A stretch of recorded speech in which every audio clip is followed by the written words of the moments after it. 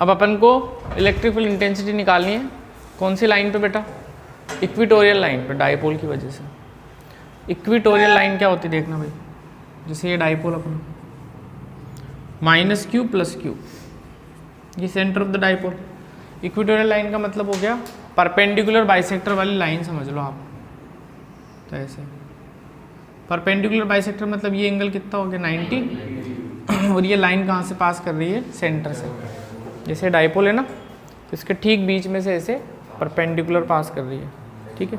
तो ये लाइन हो गई इक्वेटोरियल लाइन। अब इस पर एक पॉइंट लिया अपन ने बेटा ए,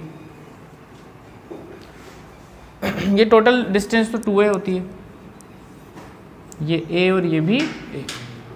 इस a पॉइंट की दूरी यहाँ से हमने ली r। ओके, इक्वेटोरियल लाइन पे आ गए अपन। अब फिर से सिंगल सिंगल चार्ज को देखो आप, और ये देखो किस तरीके से इलेक्ट्रिकल इंटेंसिटी बनेगी सिंगल चार्ज की वजह से। तो ये -q चार्ज है, ये रहा पॉइंट, ये दूरी पता लगा लेते हैं पहले। तो ये a है, ये r है, पाइथागोरस थ्योरम से ये दूरी हो जाएगी +a², ठीक है। अब ये नेगेटिव चार्ज इस पॉइंट a पर, इलेक्ट्रिक फील्ड इंटेंसिटी जो होगी उसकी वो डायरेक्शन होगी टुवर्ड्स द चार्ज, ऐसे E1, दिस इज E1। ये E1 किसकी वजह से बेटा? -q की वजह से। ये एंगल मान लेते हैं थीटा, ओके। अच्छा, इस E1 के, क्योंकि वेक्टर क्वांटिटी तो हम इसके क्या कर लेंगे? कंपोनेंट। ये थीटा है तो डेफिनेटली ये भी कितना होगा? थीटा, अल्टरनेट इंटीरियर एंगल, है ना। अच्छा, ये E1 वेक्टर, तो इसका ये कंपोनेंट हो जाएगा E1 cos थीटा, और इसके ठीक परपेंडिकुलर यहाँ पे ये, बहुत बढ़िया। ये तो हम अपन ने -q को सोल्व कर लिया अभी हाल फिलहाल।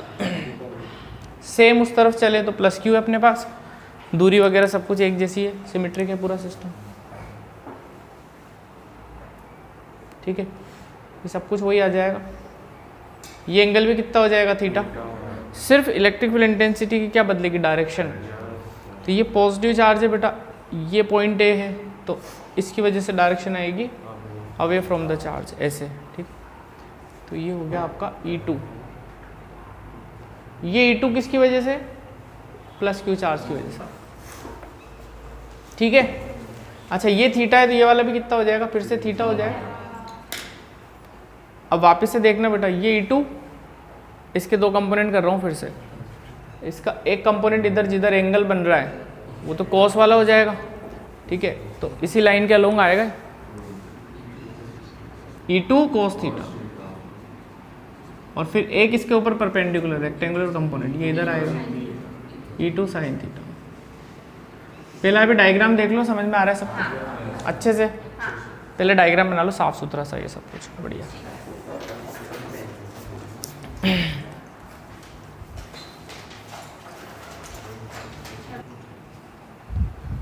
तो ये तो अपना डायग्राम तो पूरा हो गया। अब देखते हैं इलेक्ट्रिक फील्ड इंटेंसिटी नेट कैसे निकालनी है अपन को। इधर इधर ध्यान दो बेटा। पहले आप एक बात बताओ, E1 का मैग्नीट्यूड कितना होगा? E1 इस चार्ज की वजह से यहाँ पर कितनी इलेक्ट्रिक फील्ड इंटेंसिटी बनेगी? तो KQ बाय डिस्टेंस का square,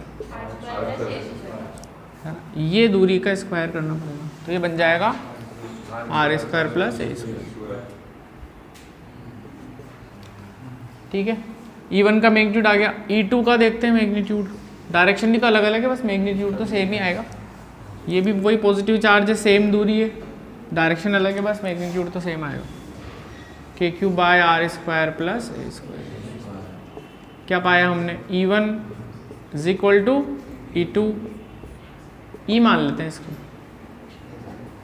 which is equal to KQ by R² + A², है ना, ठीक है बेटा।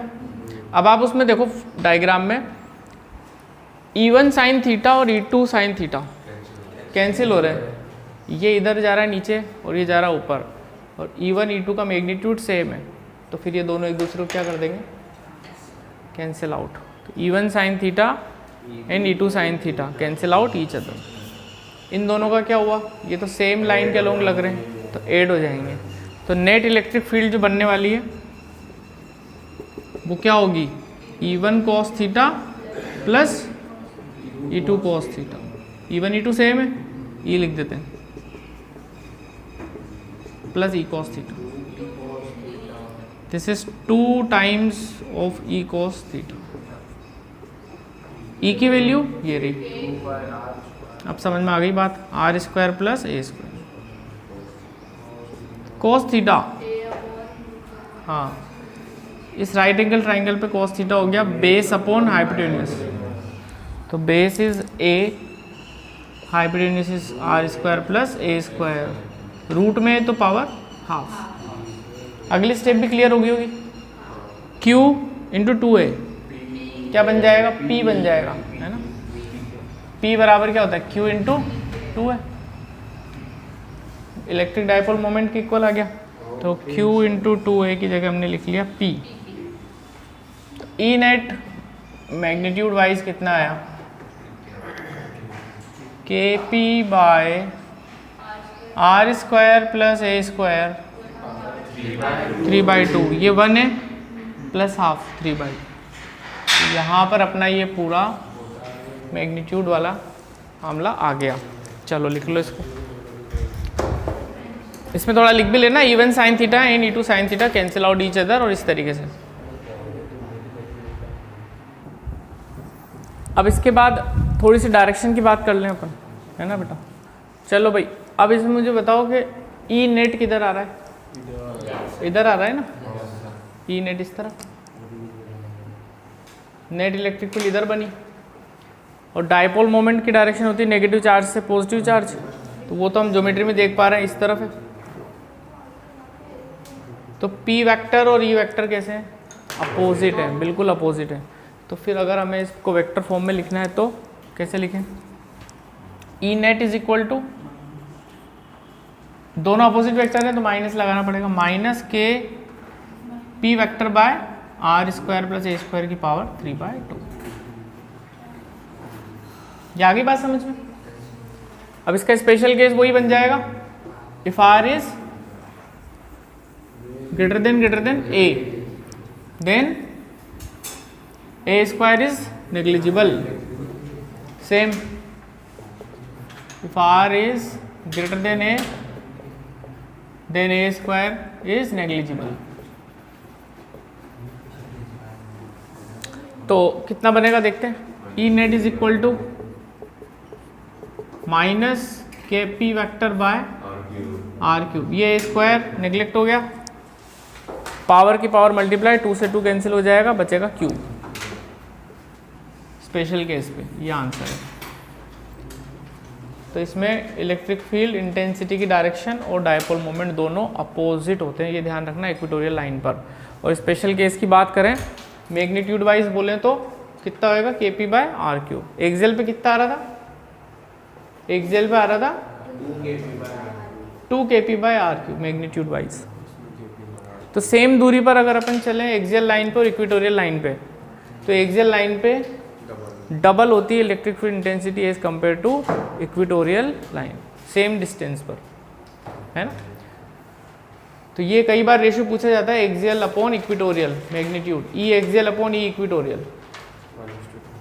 माइनस साइन तो डायरेक्शन बता रहा है, 2:1 आएगा आंसर। कितना आएगा, 2:1। मैग्नीट्यूड वाइज, डायरेक्शन तो अपोजिट है, मैग्नीट्यूड वाइज इनका रेशियो आता है 2:1, डबल होता है एक्सियल लाइन पर as compare to equatorial line.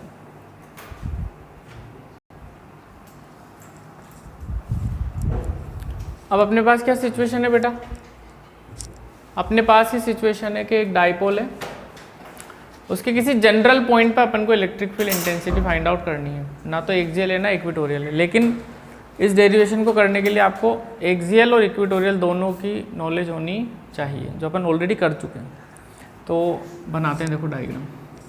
एक डाइपोल बनाया अपन ने, माइनस क्यू प्लस क्यू, ये डिस्टेंस हो गई 2 है। 1 मिनट पहले समझ लो फिर लिखना बाद में। ये सेंटर ऑफ द डाइपोल हो। अब मैं एक जनरल पॉइंट ले रहा हूँ यहाँ पर कहीं पर ए, ऐसे लिया मैंने एक पॉइंट ए, है ना। तो इसके लिए अपन को क्या इन्फॉर्मेशन देगा, एक तो ये दूरी देगा सेंटर से r, इस पॉइंट की दूरी दे देगा, और क्या देगा, ये एंगल दे देगा बेटा थीटा।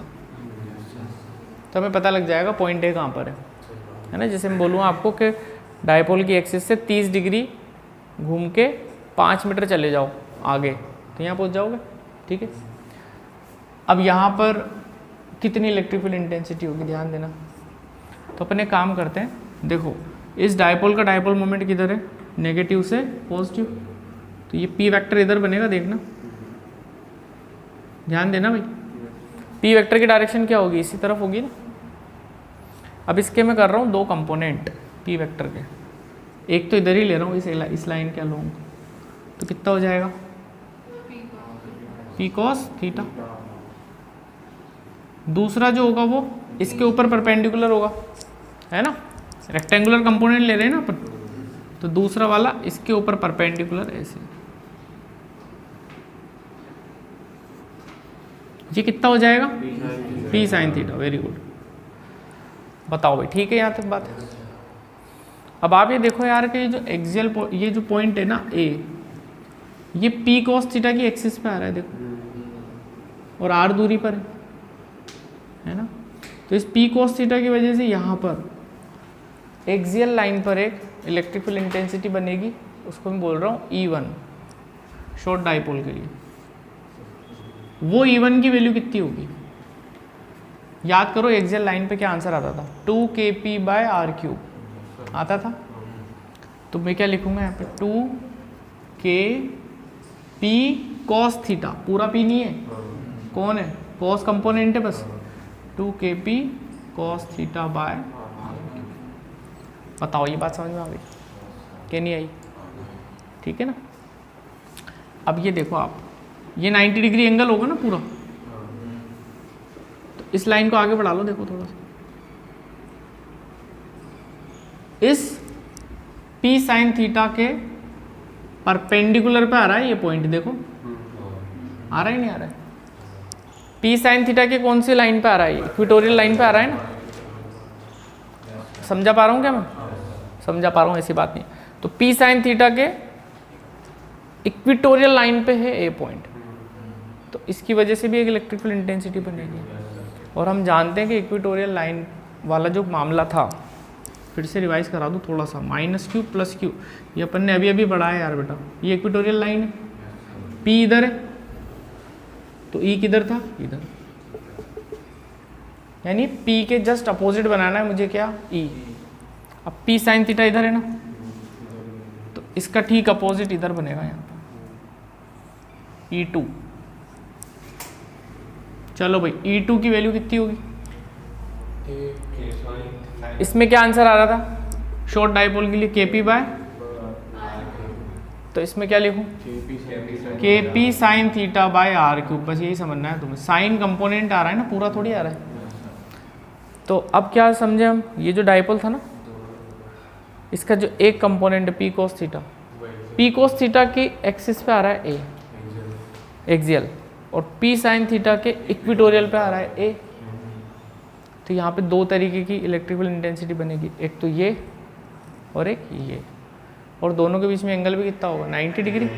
अच्छा अब नेट निकालना है मुझे, नेट निकालना है तो क्या लगा दूंगा, पैरेललोग्राम लगा दूंगा, आ जाएगा नेट ये ना। बताओ आ रही क्या बात समझ, तो डायग्राम बना लो पहले साफ सुथरा सब बढ़िया एकदम।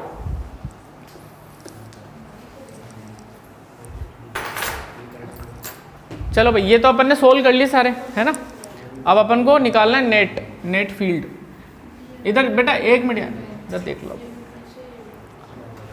E1 cos थीटा इधर, E2 cos थीटा इधर, दोनों के बीच में एंगल 90, नेट फील्ड निकाल लेते हैं vector law of addition follow कर, ठीक है ना। तो वेक्टर लॉ से हम क्या बोल सकते हैं भाई, नेट इलेक्ट्रिक फील्ड जो होगी वो होगी root E1 square E2 square 2E1 E2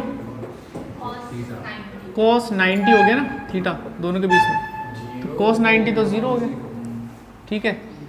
E1 E2 की वैल्यू सब्स्टिट्यूट कर देते हैं, E1 वो रहा 2kp cos थीटा/r³ का whole square, KP sine theta by R cube का होल स्क्वायर। क्या भाई ठीक? अब इसको सोल्व करते हैं आगे, कॉमन वॉमन ले लेते हैं, आ जाएगा। कितना हो जाएगा? 4 cos square theta by R की power 6 K square P square by R की पावर 6। अब ले लो, क्या कॉमन आ रहा है? K square P square R की पावर 6। अंदर क्या बचेगा? 4 cos square theta plus sine square theta.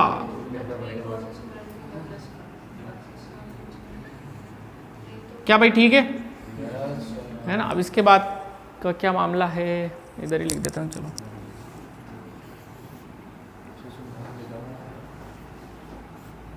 बाहर तो ले जाएंगे, बट एक स्टेप और बता दूं साथ के साथ में। इस 4 cos स्क्वायर थीटा को मैंने लिखा 3 cos square theta plus cos square theta plus sine square theta. बताओ भाई, ये बात समझ में आई क्या तुम्हें? भाई 4 cos स्क्वायर थीटा को क्या लिख लिया? 3 cos square theta plus cos square theta. वजह कुछ मकसद तो होगा इसके पीछे, समझ में आ रही बात? 1 हो जाएगा। अच्छा, ये दोनों स्क्वायर रूट से बाहर चले जाएंगे तो क्या बन जाएगा? फाइनल आंसर लिख रहा हूँ मैं, ये K बन जाएगा, ये P बन जाएगा, ये R की पावर 3 KP बाय R की पावर 3 भाई साहब, और रूट में 1 plus 3 cos square theta. This is the final answer. आया समझ में क्या हुआ क्या? ठीक है। अब रही बात किसकी? एंगल की। वो तो हम वेक्टर लॉ से निकाल सकते हैं यार। कैसे निकाल सकते हो ना इसमें? ये नेट का ये एंगल अल्फा अल्फा मान लो, tan alpha is equal to this upon this. अच्छा, ऐसे भी कर सकते हैं, आसान एकदम, है ना? आई क्या बात समझ में? tan अल्फा कितना हो जाएगा? E2 by E1। अरे ये E2 है ना, E2 by E1 is equal to tan alpha. तो एंगल भी निकल जाएगा, मैग्नीट्यूड अपने पास आ ही गया। पहले लिख लो यहाँ तक, इसको लिख लो बेटा अच्छे से पूरा।